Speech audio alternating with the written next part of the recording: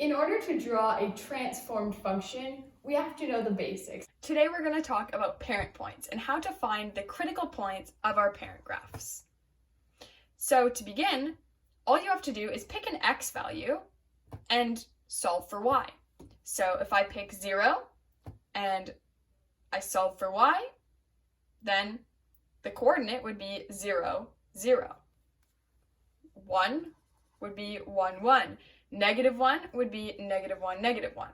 Now that's a basic example. Let's look at the quadratic graph next. All you have to do is pick x values. Say 0. 0 squared is 0. 1. 1 squared is 1. 2. 2 squared is 4. And if you go in the negative direction, you'll find the points also. So -1 squared is 1, not -1. -2 squared is 4. Now let's look at the square root function. This graph looks a little bit different. It's helpful to know the general shape of the graph,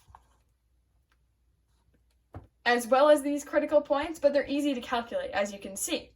So square root of 0 is 0. Square root of 1 is 1.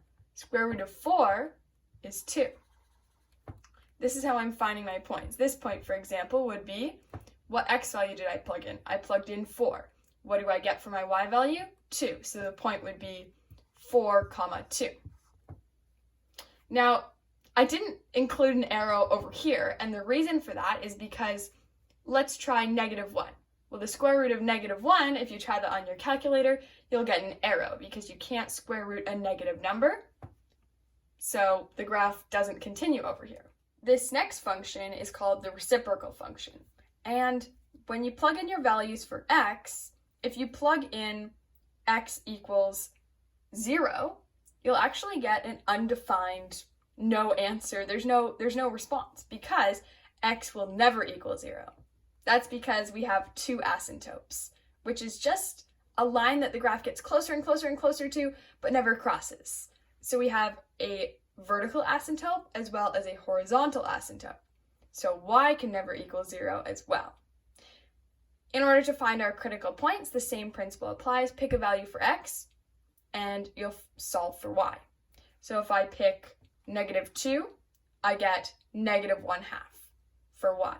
If x is -1, y is also -1. And if x is -1/2, y is -2.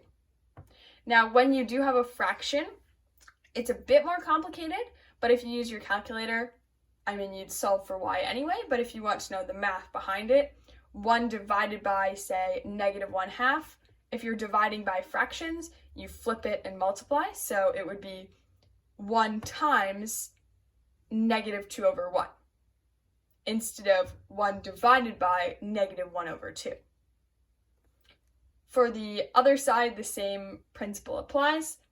1/1 is just 1. If I go to this side, we have, say, 2.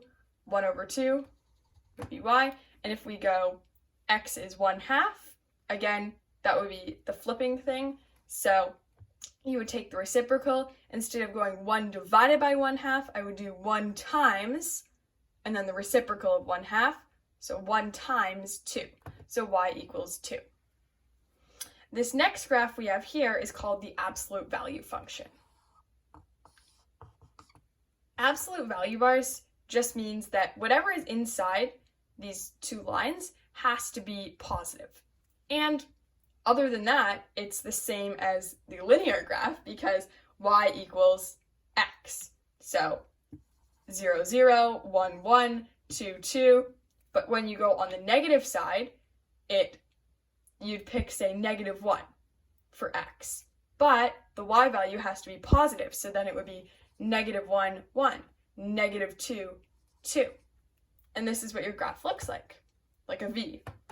This last function is an exponential function.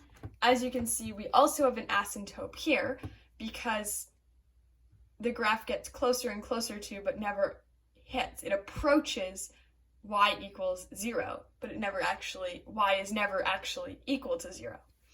So I just picked the base of 2, and although it can be any base, so it could be 1/2 instead of 2, it doesn't matter. But this is an exponential growth because this base is a positive number greater than 1. If it's between 0 and 1, say a fraction like 1/2, then you would have a decay, and it would be flipped. It would look like the opposite direction.